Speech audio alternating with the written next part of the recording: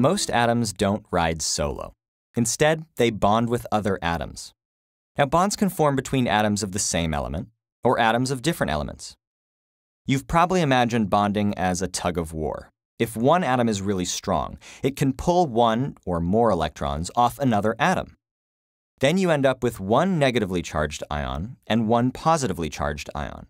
And the attraction between these opposite charges is called an ionic bond.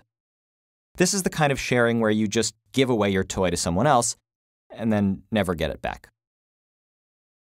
Table salt, sodium chloride, is held together by ionic bonds. Every atom of sodium gives up one electron to every atom of chlorine. Ions are formed, and those ions arrange themselves in a 3D grid called a lattice, in which every sodium ion is bonded to 6 chloride ions, and every chloride ion is bonded to 6 sodium ions. The chlorine atoms never give the sodium atoms their electrons back. Now, these transactions aren't always so cut and dried. If one atom doesn't completely overwhelm the other, they can actually share each other's electrons. This is like a potluck, where you and a friend each bring a dish, and then both of you share both dishes. Each atom is attracted to the shared electrons in between them, and this attraction is called a covalent bond. The proteins and DNA in our bodies, for example, are held together largely by these covalent bonds.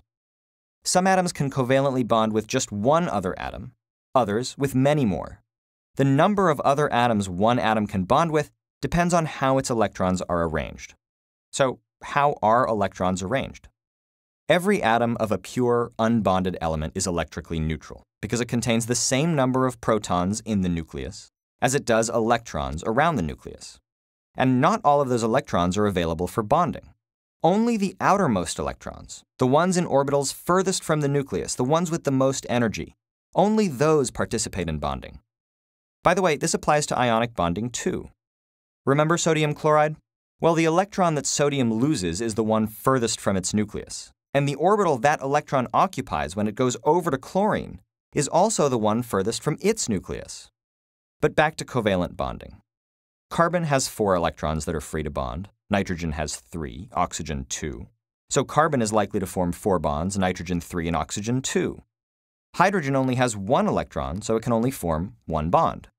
In some special cases, atoms can form more bonds than you'd expect, but they'd better have a really good reason to do so, or things tend to fly apart.